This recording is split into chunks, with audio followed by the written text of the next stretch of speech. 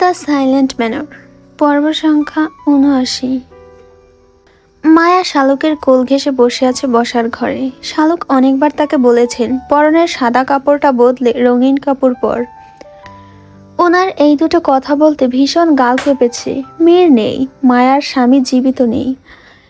সেই প্রতীক চিহ্ন মায়ার শরীরে জড়িয়ে আছে, যা দেখতে শালুক এবং আমজাদ সাহেবের ভালো লাগছে না। আমজাদ কিছু এই বিষয়ে বলেন না, তবু নিজের আদরের কন্যাকে চোখের সামনে এত কম বয়সে বিধবার সাজটা বড্ড যন্ত্রণা দিচ্ছে তাকে। মায়া প্রতিক্রিয়া জানিয়েছিল সে পরিবর্তন করবে না এই শাড়ি, এই রং। এটাই যেন তার জীবনের সাথে মিশে যাওয়া বাস্তব এক অধ্যায়। শালুক মায়ার মাথায় বিলি কেটে দিচ্ছে। মায়া একমনে ভাবছিল মীরের কথা।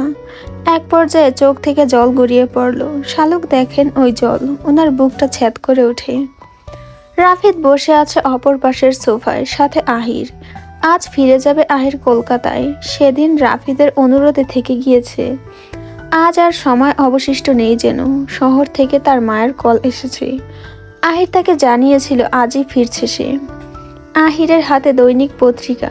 রাফিদ সারা রাত ঘুমায়নি, মাথাটা যন্ত্রণায় ফেটে যাচ্ছে। বুলবুলের কাছে এক কাপ চা চেয়েছে। বুলবুল সবেই চা হাতে হাজির হয়। রাফিদকে একবার ডাকে ও। রাফিদ সাড়া দেয়নি। দ্বিতীয়বার রাফিদের কাজ ঘেঁষে বলল, ছোটবাবু। রাফিদ ধ্যান ভেঙে তাকালো, হাত বাড়িয়ে চাটা নেয়। আহির পত্রিকায় নজর রেখে রাফিদকে লক্ষ্য করে জিজ্ঞেস করলো, মনটা ভীষণ ভার বুঝি? রাফিদ দীর্ঘ নিঃশ্বাস নিয়ে বলল, পৃথিবীতে সবচেয়ে কষ্টের মুহূর্ত কোনটি জানিস? আহির পত্রিকা রেখে বলল, নিজের প্রিয় বন্ধুর লাশটা খাটিয়া করে কাঁধে বহন করা। এই ভার যে সহ্য করার মতো নয়। রাফিদ আড়ালে চোখ মুছে মায়াকে লক্ষ্য করে তাকালো। আদরের বোনটা আজ নিঃস্ব। ভাই হিসেবে এই দৃশ্য মর্মাহত করছে তাকে। আহির বলল, আমি তাহলে বেরোই এখন। তার কথাটা শালুক এবং মায়ার কানে গেল। মায়া ঠিক হয়ে বসে। শালুক বললেন, আজই চলে যাবে? আন্টি, আর থেকে কি হবে? মিলনের হত্যাকারীকে আর খুঁজে পেলাম না। গোয়েন্দা হিসেবে আমি ব্যর্থ। সত্যটা স্বীকার করল না আহির। সে চায় না তার ভালোবাসার মানুষটি তার অনুপস্থিতিতেও অসম্মানিত হোক। আজ হোক বা কাল হোক, যদি ফিরে আসে তবে তাকে যেন কেউ খুনি বলতে না পারে। রাফিদ আহিরকে দেখে বুলবুলকে বলল, উপর থেকে আহিরের ব্যাগ নিয়ে এসো। বুলবুল ছুটে চলে যায় ব্যাগ নিতে। অরুণ এসেছে গাড়ি নিয়ে, বাড়ির চৌকাঠের ওপারে অপেক্ষা করছে। আহির ধীর গতিতে এগিয়ে যায় চৌধুরী বাড়িটি ছেড়ে। তার সাথে সাথে আমজাদ চৌধুরী, শালুক, জয়ন্ত, মায়া, তৃষ্ণা সকলে আসেন এগিয়ে দিতে। রাফিদ শুধু তাদের সুন্দরতম মুহূর্তগুলো মনে করছিল। না চাইতেও চোখের সামনে সব চিত্রগুলো ভেসে উঠছে। তার চারপাশে স্মৃতির দলগুলো যেন হাতড়াচ্ছে। এই অনুভূতির নাম কি সে জানে না, খোঁজার চেষ্টাও করছে না। আহির পৌঁছে গাড়ির কাছে। অরুণ ব্যাগ গাড়িতে তুলে। আহির ঘুরে একবার নীরের কবরের দিকে মীর ভেবে তাকায়। দৃষ্টি সরিয়ে চৌধুরী বাড়ির সকলের পানে দেখল। শেষ পলকটি এসে থামে রাফিদের দিকে, বলল, আসছি। রাফিদ নিরুত্তাপ ভঙ্গিতে শেষ একবার আহিরকে জড়িয়ে ধরে। বন্ধু নামক মানুষটির সাথে এটাই বোধহয় শেষ আলিঙ্গন, শেষ দেখা, শেষ মুহূর্তের প্রস্তুতি। আলিঙ্গনের সময়টাতে রাফিদ চোখ মুছে। সবটা জুড়ে শূন্যতা ঘিরে ধরেছে ধীরে ধীরে। আহির গাড়িতে চেপে বসে, তাকায় একবার মায়ার দিকে, ফের সবার দিকে তাকিয়ে বিদায় নিয়ে শেষ শব্দটি বলল, ভাগ্যে থাকলে কোনো একদিন কোনো এক কারণে আমাদের আবার দেখা হোক। বলে চলে যায় সে। রাফিদ কয়েক কদম এগিয়ে যায় ছুটে যাওয়ার গাড়িটির দিকে চেয়ে থাকে। ভাবে, সময় কেন এত দ্রুত চলে যায়? সময়রা কেন ছুটে পালায়? প্রিয় আপন মানুষগুলোকে কেন কেড়ে নেয়? ভাবে, নিজেকে প্রশ্ন করে, অথচ জবাব মেলে না। দিন ফুরিয়ে রাতের আধার নেমে আসে। গতকাল মীর অন্ধকার কুঠুরি থেকে বের হতে পারেনি। আজ মাহফুজ বলেছে আজ বের হতে পারবে। কবির নেই। শেহজাদা আসবে বলে কেউ নিশ্চিত নয়। কবিরের ধারণা অনুযায়ী শেহজাদা আলিমনগর, তবু আসতে পারে কোনো না কোনো কারণে বলে মীর এখনো অপেক্ষা করছে। তাকে এক নজর দেখবে, এখনো তাকে দেখার সুযোগ হয়নি। ঘড়ির কাঁটা এসে রাত 12টায় থেমেছে। চারপাশটা নিস্তব্ধতায় ছেয়ে গিয়েছে। মীর পায়চারি করতে করতে এক পর্যায়ে মাহফুজ বেশ হন্তদন্ত হয়ে ছুটে আসে। বলল, আপনি এক্ষুনি বের হয়ে যান, শেহজাদা শুনছি আজ আইব। মীর বলল, আসুক, ওকে একবার দেখতে চাই। না, ঝামেলা হইব, আপনি যাইতে পারবেন না, গেলেও হয়তো আরও সময় অপেক্ষা করতে হইব, তার চেয়ে অহনি যান। মীর ভাবতে শুরু করে। তার ভাবনা জড়িত মুখটি দেখে মাহফুজ ফের বলল, এত কি ভাবতেছেন, পালান এক্ষুনি, আমার পিছু পিছু আসুন। মীর ঠোঁট কামড়ে কিছু ভেবে মাহফুজের কথায় রাজি হয়, ওর পিছু পিছু গেল। মাহফুজ এগলি ওগলি পার করে একটা গুহার মতো স্থান থেকে বের হয়। চাঁদনি রাত জুড়ে এক নিশুতি পরিবেশ সৃষ্টি হয়েছে। বাদুড়ের আলাপ আলোচনা শোনা যায়। শুনশান চারিদিকে। বেশ। মীর গোলাকার ঘরের চারপাশ পর্যবেক্ষণ করে। মাহফুজ মীরের হাতে একটা টর্চ ধরিয়ে দেয়। সামনের দিকে হাত বাড়িয়ে দেখায় একটি অশ্ব, কালো রঙের। ও বলল, অশ্বটা নিয়ে চলে যান, ওর সাহায্যে রাতের মধ্যে পৌঁছাতে পারবে। মীর মাহফুজকে দেখে ঝাট করে উঠে মাহফুজকে জড়িয়ে ধরে বলল, তোর ঋণ আমি কোনোদিন শোধ করতে পারবো না, যত দ্রুত সম্ভব তুইও পালিয়ে যা। আমায় নিয়ে ভাবতে হইব না, আপনি পালান। মীর আর কিছু না ভেবে অশ্বের পৃষ্ঠে চেপে বসে। অশ্বের লাগাম টেনে নিল। মাহফুজ হাতের ইশারায় দিক বলে দেয়, যেদিকে আলিমনগরের পথ। মীর মাহফুজকে দেখে শেষ মৃদু হেসে চলতে শুরু করে তার অশ্ব নিয়ে। রাত বাড়ছে, অশ্ব ছুটছে ওর সবটুকু গতিবেগ কাজে লাগিয়ে। প্রায় ঘন্টা তিনেক পথ চলার পর থামে সে। মীর বড্ড ক্লান্ত হলো, জল তেষ্টা পেয়েছে। আশেপাশে জলের সন্ধানে চোখ বুলায়। দেখা গেল দূরে কিছু লণ্ঠনের আলো দেখা যাচ্ছে। সেখান থেকে একতারার শব্দ ভেসে আসছে। নিশ্চয়ই সেখানে গেলে জল পাবে। মীর এগোয়। চাঁদনি রাত।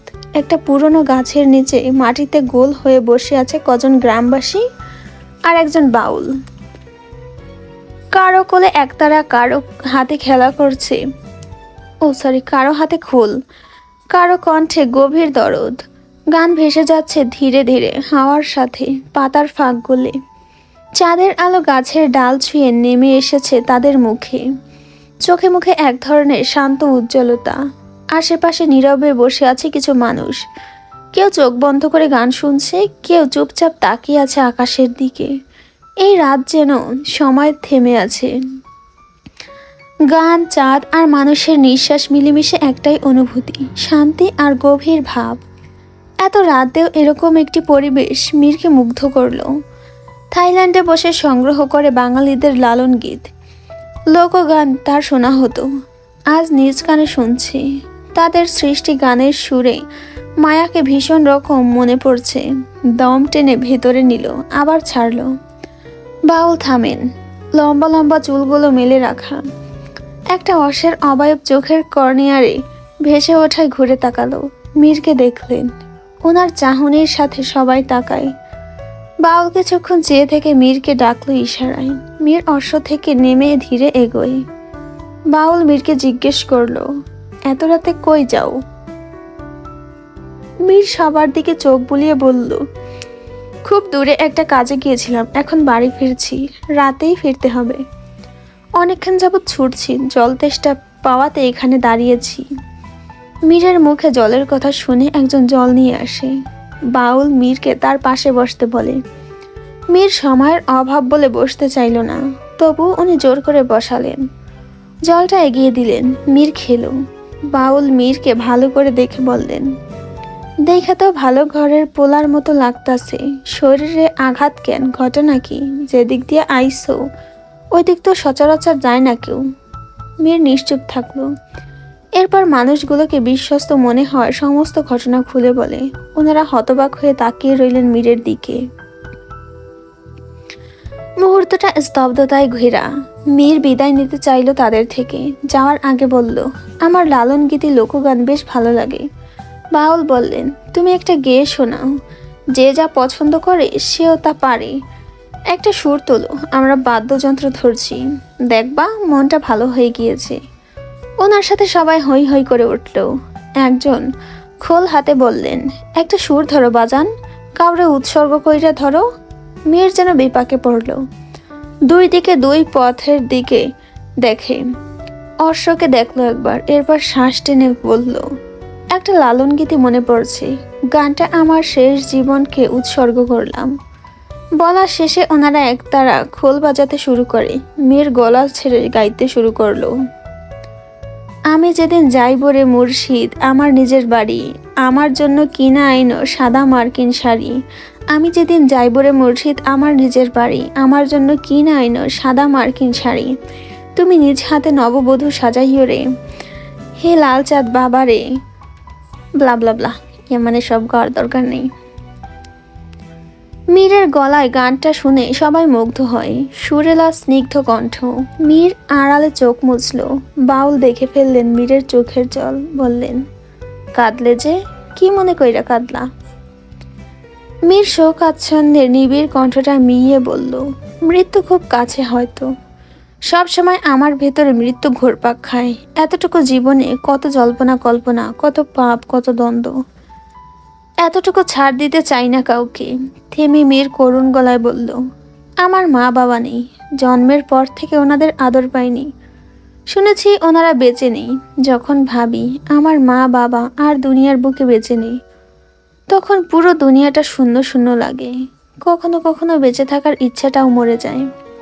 বাউল বললেন, এই কষ্ট আমি বুঝি, আমারও মা বাবা নাই। খুব ছোট কাল থেকে আমি এতিম।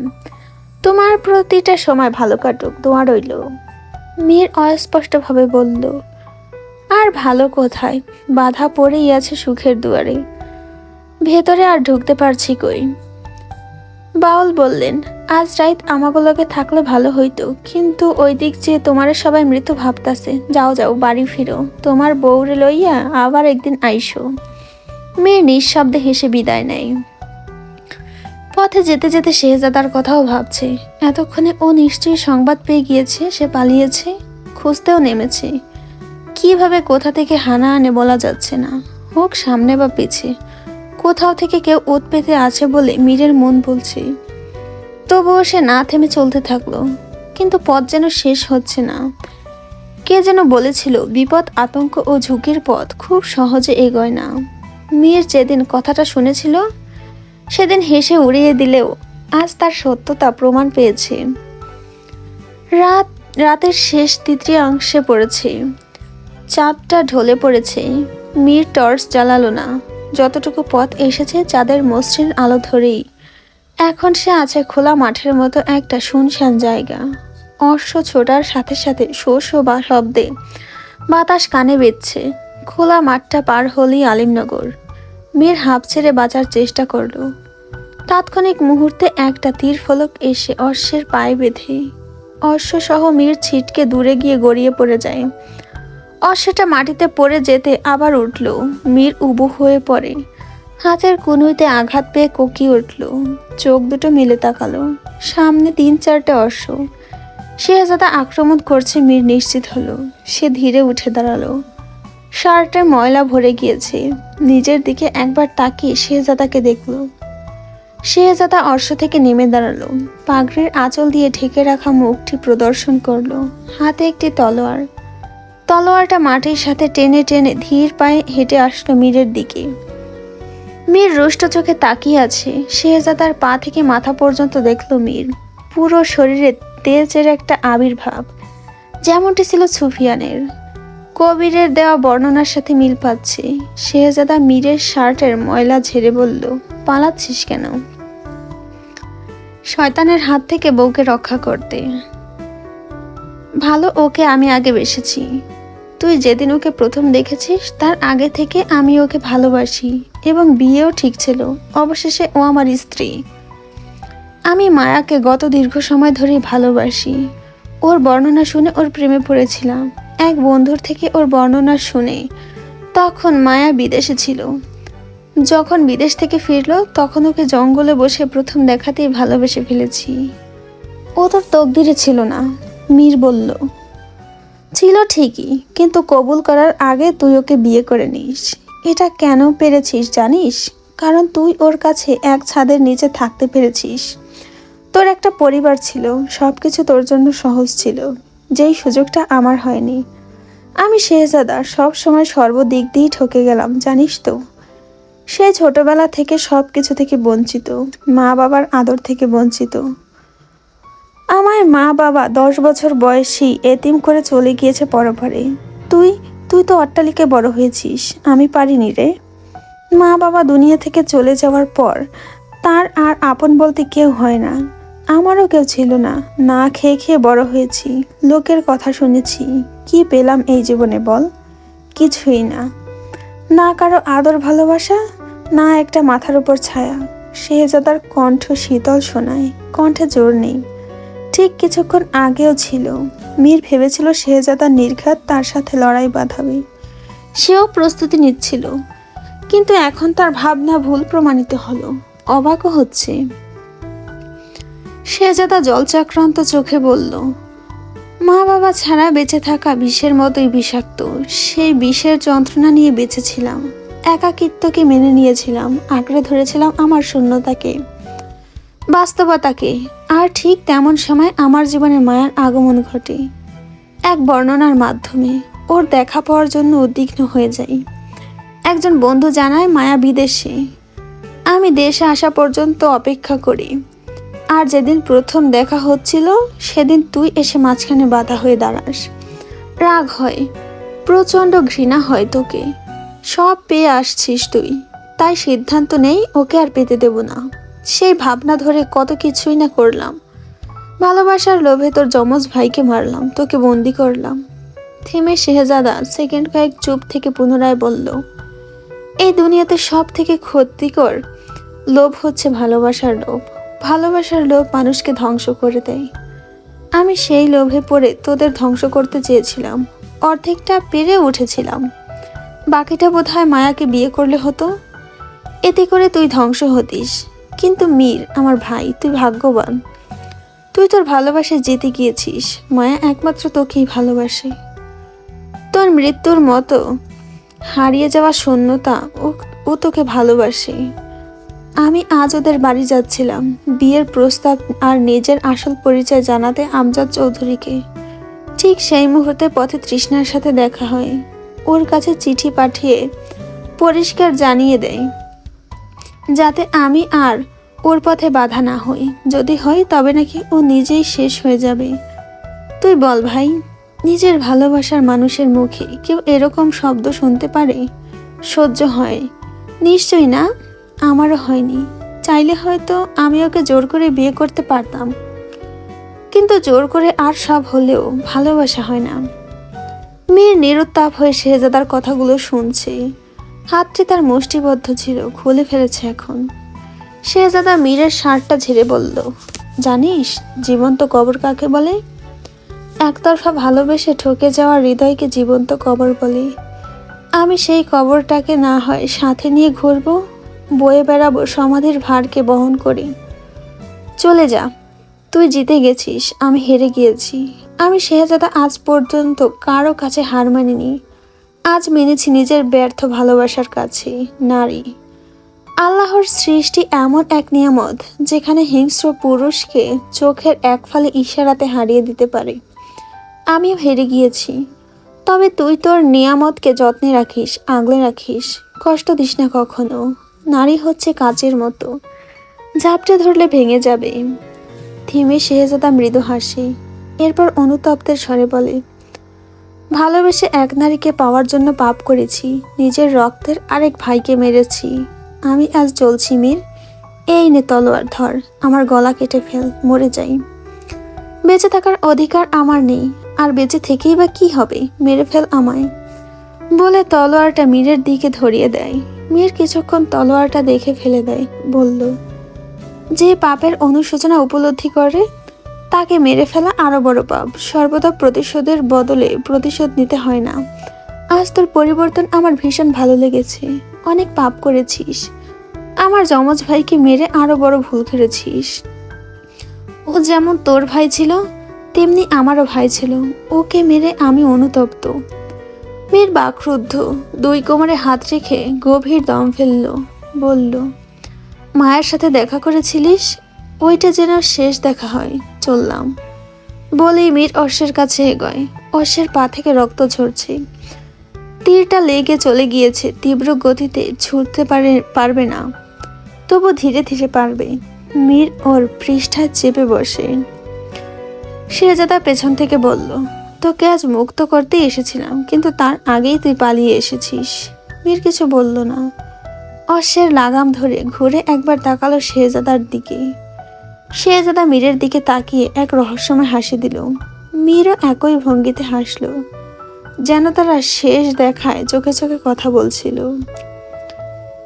শেহজাদা গভীর শ্বাস ফেলে খোলা মাঠের উপর হাঁটু গেড়ে বসে পড়ে।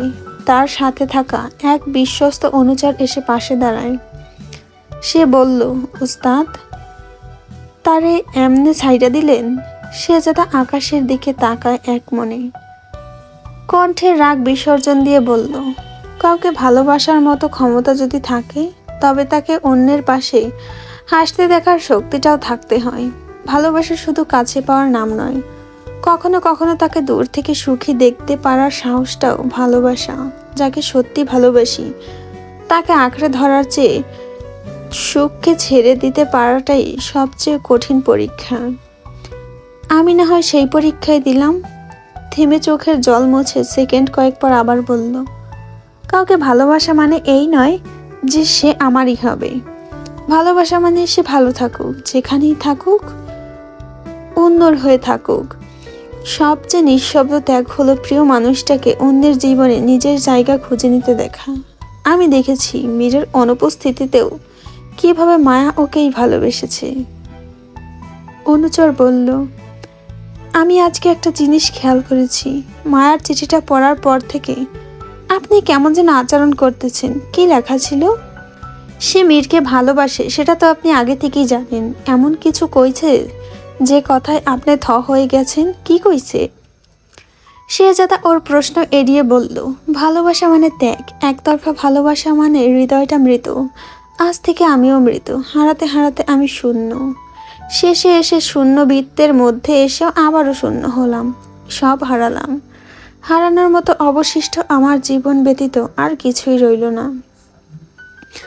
ভোর 5টার দিকে মায়া ঘুম থেকে জেগে ওঠে। কিছুক্ষণ আগে ফজরের আজানের ধ্বনিতে ঘুম ভাঙে তার।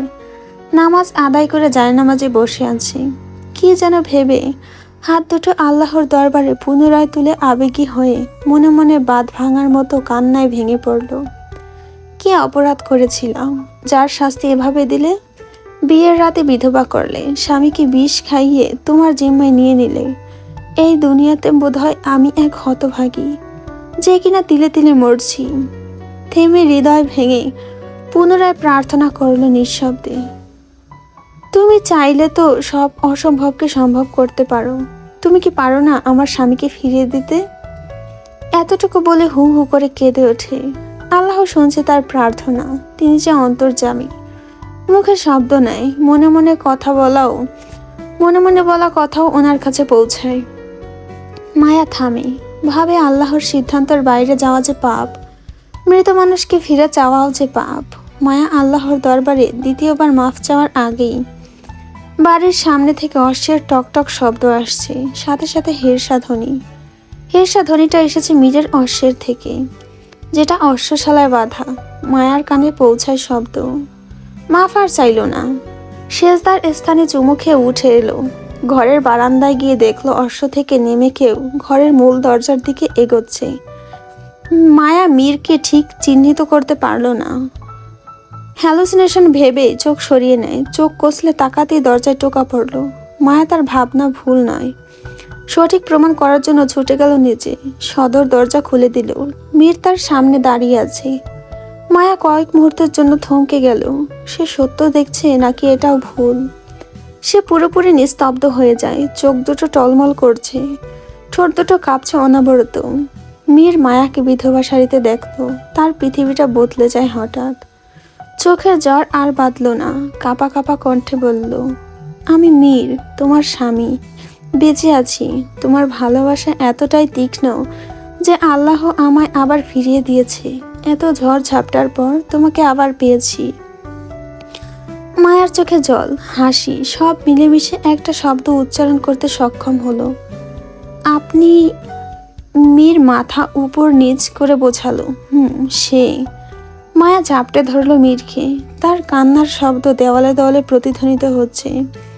বাড়ির বাকিরাও যার যার ঘর থেকে বের হয়ে আসে। মীরকে দেখে সবাই আশ্চর্য হলেন। শালক বেগম সিঁড়ি বেয়ে নামতে নামতে দেখল মীরকে। সে শেষ সিঁড়িতে এসে ধপ করে বসে পড়েন। মায়া ও মীর তার দিকে ঘুরে তাকালো। মীর শালককে তুলে জড়িয়ে ধরে। বাকিরা একে অপরের সাথে চোখাচোখি করলেন। কেউ কিছুই বুঝে উঠতে পারছে না সবটা সত্য না স্বপ্ন ভাবছে। তৃষ্ণা নিজের শরীরে নিজেই চিমটি কাটছে। রাফি দোতলা থেকে দৌড়ে আসে। মীরকে দেখে সে কথাই হারিয়ে ফেলে, নিজেকেও বলে যায় কয়েক মুহূর্তের জন্য। মীরের পা থেকে পুরো শরীর দেখলো, আঘাতের চিহ্নের শেষ নেই। সে কি বলবে ভেবে পেল না। শালক মীরের আঘাতের চিহ্নগুলো ছুঁয়ে দেখছে। সময় গড়ায়। ভোর কেটে নতুন দিনের রোদ নিয়ে হাজির হয়েছে। মীর এবং বাড়ির সকলে বৈঠকখানায় বসেছে। তার সাথে ঘটে যাওয়া সমস্ত ঘটনা খুলে বলে এবং এও বলে সে চৌধুরী বংশের প্রতিটি মানুষকে ভালোবাসে, বাবা থমাস সনকেও ভালোবাসে। যা কিছু হয়েছে সব কিছু আল্লাহর ইচ্ছায়। সে শেহজাদাকে ক্ষমা করে দিয়েছে। চাইলে ওকে মেরে নিজের রাগ জেদ প্রতিশোধ মেটাতে পারত। তবে এহেন কাজে পশু আর মানুষের মধ্যে পার্থক্য থাকবে না বলে সিদ্ধান্ত বদলে নেয়। শেহজাদাকে ওর মতো থাকতে দেয়। সবাই মীরের মুখে সত্য শোনার পর নিরুত্তাপ। কেউ কিছুই বলতে পারছে না। মীর বসা থেকে উঠে গিয়ে শালকের পায়ের কাছে হাঁটু গেড়ে বসে বলল, ছোট মা, আমার তোমাদের প্রতি কোনো অভিযোগ নেই, অভিমান নেই। হ্যাঁ, সন্তান হিসেবে একটু তো আক্ষেপ আমার চিরদিন রয়েই যাবে। আমি আমার নিজের গর্ভধারিণী মাকে দেখিনি, বাবাকে দেখিনি, ভাইকে দেখিনি। কিছু আক্ষেপ না থাকলে জীবনের মানে হয় না। তুমি মন ভার করে থেকো না। মায়া শালকের পাশেই বসা। মেয়ের দুজনের পায়ের মাঝামাঝি স্থানে বসে তাদের দুজনের দুটি হাত এক করে চুমু খেয়ে বলল, তোমরাই আমার শান্তি, পূর্ণতা, ভরসা, ভালোবাসা। বুলবুল এক পাশে দাঁড়িয়ে আছে। ও কেঁদে কেঁদে ভাসিয়ে গামছা দিয়ে জল মুছতেছে। মীর সবার পরে ওর কাছে গিয়ে দাঁড়ায়। বুলবুলের পেটে রসিকতার হাতে আঘাত করে বলল, 200 টাকার জন্য আমাকে ব্ল্যাকমেল করবি কখন? শুনেই বুলবুল হেসে উঠল। সেই সাথে সবাই হাসলো। বুলবুল বলল, আর টাকা চাইবো না, আপনারে জ্বালাবো না, শর্ত দেব না, পিছু লাগবো না। শুধু আপনি আমাদের সাথে চিরদিন এভাবেই থেকে যান।